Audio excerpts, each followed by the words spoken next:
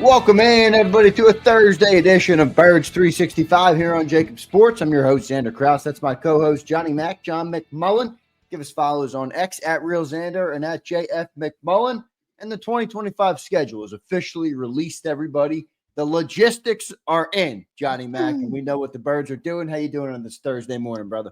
Yeah, we got names to faces, so the overreaction starts. It's the toughest schedule of all time. The league hates the Eagles. Here we go. We're off and running.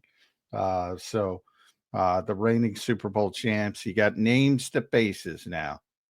Unfortunately, we're going to play that's a win, that's a loss. And as always, I'm going to tell people I'm doing it live. I'm Bill O'Reilly in this thing. Haven't done it. So you're going off the top of the dome for the win-loss, Johnny Mac? Yep. Going off the top of the dome. So for entertainment purposes only, don't bet your mortgages on this. It's meaningless. Yeah, I hear you. I'm going to pull up the schedule for everybody to see. And I know many people have probably already seen it, but I do want to flash it on the screen for those who are watching and didn't get a chance to look at it, or maybe you're busy or at work or whatever the case may be. So I'll pull that up on the screen right now. John, what are your first, before we do the win-loss stuff, we'll do it. We have plenty of time to do that. But, what are some of your takeaways on just the schedule as a whole? Not a lot of back-to-back home games. None. None, right? Is it zero? Zero back-to-back home games. That's surprising to me. You got the Commanders. We talked about that a little bit, 16 and 18 with Buffalo sandwiched in. And then the last game is the home game, which is kind of not ideal because maybe it doesn't matter by that point. Now, maybe it will, but you kind of lose that home game, the meaning. Now, it could matter big, obviously. You got Black Friday. They're playing games on 5 out of 7 days of the week, Johnny Mac. Tuesday and Wednesday are the only days the Eagles do not have a game slotted. What are some of your takeaways on the schedule? Yeah, and that's only because they're not playing on Tuesday or Wednesday, at least schedule-wise. We'll see. There could be, some, snow games, weather, blah, blah, blah. So you never know what happens. But, you hit some of them.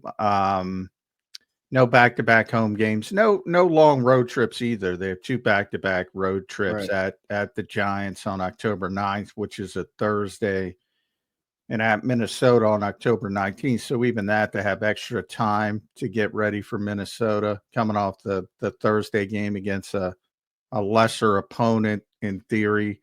And then late in the season, you have the first game against Washington, which is down there, December 20th. And shout out to Mike Gill. He brought that up. He said, hey, yeah, they might do Washington twice in 3 weeks, and they did.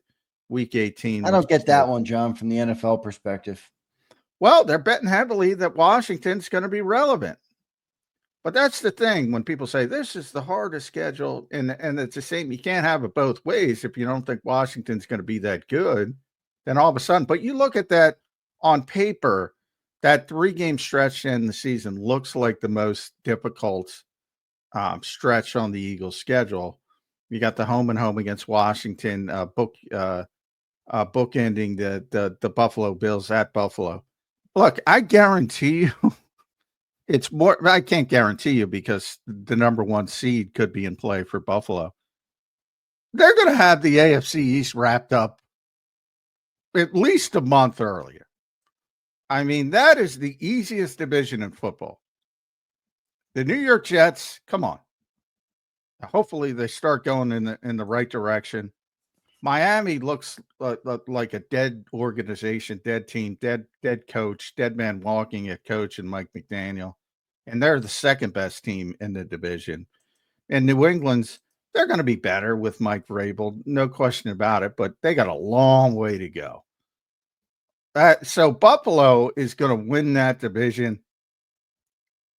They might win it by Thanksgiving.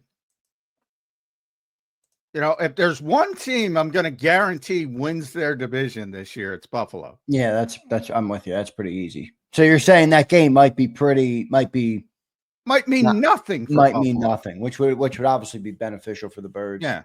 So this is the kind of thing about the schedule I always warn people about. That might not even matter to Buffalo, and they might be sitting It depends on the situation. Like they could be battling someone for the number 1 seed, playing all out and doing everything possible, and it's a really difficult game. But you can see how it can go either way. And then with Washington, the NFL's betting and saying this is a good team, and maybe they take the step back. And if that's the case, all of a sudden what looks tough on paper doesn't look nearly as tough in real life when it gets here. So it can go obviously either way, but yeah, when I look at it, I didn't see the daunting aspect of it that everybody else saw. I said, you know what? They did a nice job when it came to um what looks like the significantly better teams. Um and the Eagles, like I said, and some of these teams might be taking a step back. I think Kansas City's taking a step back. Yeah. I think Detroit takes a step back with 2 new coordinators. I think they might take a step back. I think Minnesota may take a step back because of the quarterback situation. I think, and then there's some teams that might take a step up. I think the Chargers might be more difficult than people think. Yep, I agree. Monday night, December 8th. So I think they're going to get a little bit better. I think Denver's a team. Albert Breer does scheduling story every year, and he talks to the league office and the guys who make the schedule, and they specifically mentioned Chicago, who the Eagles also play on Black Friday, and Denver is rising teams in their eyes. So maybe they're better than they looked or are or people perceive to be. Yeah. But again, the league doesn't get this stuff right all the time. No, I know they don't. But I do think the general quality of opponent this year is pretty good. Like, you're playing pretty good opponents all throughout. I think the worst opponent you had is probably the Raiders or the Bears, maybe, depending on how good the Bears are. Giants. Well, the Giants, yeah, that's true. Well, the interesting part about the Giants, John, is you get them both before the bye week. So, I mean, how you like to say some teams feel like they have a shot early in the year. They're not going to be with Tommy DeVito in week 18 by that point. I'm not saying they have a chance. I'm just saying that. I don't think you have to worry. That's good for I don't think you have to worry about Tommy DeVito playing this year because you have Russell Wilson and Jackson Dart. Yeah, no. I was just saying end of the year, it might look a whole lot different, that team, than they do in the first 8 weeks. Yeah. But still, I mean, again, it's the NFL. That's a team the Eagles should handle pretty easily, have handled pretty easily over recent years. So I can't get all that worked up about the New York Giants. Las Vegas, same thing. They're going to be better because they have a competent quarterback. So everybody's better on paper for the most part, with the exception of the really good teams because they suffer the attrition. One of them, unfortunately, is the Eagles. But you mentioned Detroit. Again, losing both coordinators. That's some significant attrition when it comes to the coaching staff, especially as highly regarded as those 2 guys were. Minnesota going in a different direction, losing their quarterback. Again, you can talk about Sam Darnold and crapping out in big spots, whatever. You had a great season, won 14 games. You really think JJ McCarthy's going to replicate that season that he had as a rookie, essentially? Not a rookie, but didn't play at all last year. Didn't practice. You think he's going to replicate that? Good enough, man. Good enough to help him along his first year to at least be competent. Yeah, well, all right. I get by him being competent, but that makes them much easier to beat because Sam wasn't competent last year. He was good. Yeah. He was darn good until the end of the season. So, they're probably going to come back. So, that's how the NFL works, and that's how it's designed to work. They're pushing everybody to the middle. The bad teams, they want to get better. The good teams, they want to get worse, and that's what happens. That's parity, man. They want that in the league, no doubt about it. I'm gonna get everybody's take real quick in the chat. We'll go to it in a little bit. We'll get to our win-loss, but what do you got, everybody in the chat? Give me your record predictions. I'll pull a couple of them up, and we'll talk about them before we do our win-loss. John, the Week 9 bye, I like that. I think that's perfect spot, almost right dead in the middle. You got 8 games before the bye, 9 games after the bye. You're 4 home, 4 away before the bye, and you're 4 home, 5 away after the bye. So I like the week 9 bye. What do you think? Yeah, I love it. Hated last week's bye, and everybody, well, it worked out. Is it? Yeah, they persevered. It was a bad bye. It's always a bad bye when it's Yeah, early right. in the season. I mean, people have a tough time admitting that. Who cares? I mean, they overcame it, but you don't want your bye on week 5. You want your bye, and week 9 is okay. You want it even later than that usually because you generally have some banged up people later in the season. So for me, as late as possible is a good bye week, and this is not a bad bye week. Last year was a bad bye week. And again, when you're really good, none of these things matter. And that's what happened to the Eagles last year. None of these things really matter. Road games, no back-to-back home games. If they're as good as they were last year, none of it's going to matter. But, if they're more getting pushed down in the parity range, Right. a bunch of it is going to matter. Going to be good. Going to be good to see how it all shakes out. I do think overall the schedule's a little bit harder, but Johnny Mack, not too concerned about it. I like it, John. A little bit of voice of reason. He's like, "Hey guys, take a breath. It's not too bad." So we'll see. We'll run through each game. John, are you ready to do our win-loss? You got any other tidbits you want to get out there on the schedule before we go win-loss here? What are you thinking? Going back to that NFL schedule about them thinking Denver and Chicago. Not that it's news, but they did on record say the 2 biggest brands remain, and this will piss Eagles fans off, will remain the Dallas Cowboys and the Kansas City Chiefs, which will piss some Eagles fans off. But that's long term, and who cares ultimately? Chiefs are all over primetime, man, this year. I will say that's one thing, John, the NBA or the NFL, I feel like does where they have great players. I mean, Kansas City is a small market, but it's dominates the NFL because of how good they are, obviously, in Patrick Mahomes. I think that's pretty cool. Yeah, well, I think they go too far. Like I think they should start propping up some other teams. But Yeah, see, wait, real quick though, but it's funny you said this because I was reading this guy on, I forget who it was, on X, and he was talking about the NBA lottery, and he's like, this is where the NFL is destroying these leagues because the NFL holds a draft in small town Green Bay, Wisconsin, and there's freaking 1 million people coming through, and the NBA can't get people excited about jack shit because all they want to do is to have the Lakers and the Celtics be good. But I don't know. I see both sides. Yeah, well, I don't know why people want to compare the NBA and the NFL, but Yeah, I they're mean different beasts. they're different levels from a popularity standpoint. The NBA is number 2. Better comparison would be against Major League Baseball, which they've surpassed in recent years. But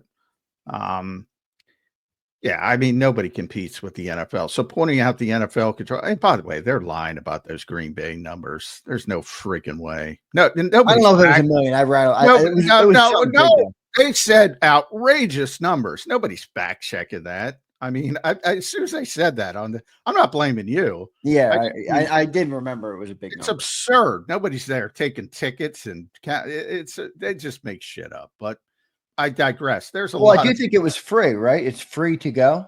um. I believe it is, but Yeah, I I think it's. I was don't. going to say. But my point is they're fudging the numbers, and that's fine. Nobody cares. Nobody fact check. There was a shitload of people there, and obviously Green Bay is not a typical market from a large standpoint, but the Packers have this history, and bottom line is I just go back to the Pittsburgh Seattle Super Bowl. And I said if any year was going to have a downtick in ratings, it was going to be Pittsburgh, Seattle. And it didn't. If you're good, people love the sport and they love that part of it. So you can be, if you're good anywhere, you're going to be on national television. But I think they should be a little bit more proactive. But while I say that, now they have flex scheduling, so it doesn't really matter. they can use it twice between weeks 5 and 10, and at the league's discretion during weeks 11 to 17. So Right. 11 to 17 specifically, they can just move somebody out and move somebody in if they're playing really well. And who do you think are good candidates for a flex for the Eagles? Obviously, they had that Week 16 game. It says 4:30 or 8, so they haven't even decided on that one yet. Yeah, well, all the games for the Eagles if they're playing well. So anything that's not already, obviously you can't move Black Friday. Yeah, but here's the problem. After the bye in weeks, Green Bay's night game. Yeah, most of it's Detroit's a already night night game. game. Yeah, Dallas is 4:25, so maybe That's not going anywhere. That's not going anywhere, right? You got the Bears is Black Friday. That's not changing. Monday Night Football with the Chargers. That's not changing. I doubt they would flex a Raiders game unless the Raiders are somehow good. And then you have the last 3 games. You got two Washingtons and the Bills. Yeah, and they're both Washington Saturday, the first game, that ain't moving. Buffalo's 4:25, that ain't moving. And week 18, if both the Eagles, that'll be the last game. They don't schedule the last week because they want the biggest game in the night window. So yeah, they're already in big time windows except the Las Vegas game. So the Raiders would have to be better than expected. And if the Eagles are good, obviously they'll pump that game up. But very unlikely anything gets black slate because everything's already in big time windows. Yeah. So 5 primetime games for the Eagles. You know what's so this is a personal gripe with me because I like TV broadcast. Like I like that stuff. I like, certain guys who call games and certain color commentators. One Sunday night game. I mean, I know the Thursday opener uses the Sunday night crew. I believe that's on NBC, that Thursday night opener. Yeah, it's not on Amazon. It is. So, but outside of that, only one Sunday night game, which is week 11 versus the Lions, which is going to be a great one. But I do wish I did feel like the Eagles deserved another Sunday night football game. I don't. I mean, A, I don't like him for obvious reasons, but B, I think people underscore the 4:25 window. Yeah, it's a big rating window. Like it often does better ratings if it's a big game than the night game. If it's mine was strictly broadcast based there. Yeah, John. But I like the Fox crew. The Fox crew is not bad. But they bite for those 4. That's why I say they move in that second Dallas game. Yeah, right. Which is at 4:25. Now 4 they'll move. 4:25 they won't, because they fought for that game. Same thing with Buffalo, week 17, and who knows? As I already said, that game could be meaningless. I would bet on it being meaningless from one standpoint or the other. But they're probably not going to move that game as well. So I think people underrate the 4:25. And then I think the important thing is standalone more than prime time. So like Black Friday, like that's a big deal. They're the only ticket in town. And that's a 3:00 game. So yeah, it depends how you look at it from the standpoint of, people believe it's the biggest slot. It is the biggest slot in general, but I think it's a little bit overrated. Good stuff there, Johnny Mac. John, we'll get into our win-loss prediction in a little bit. There is a couple notes, though, I will read out to some people.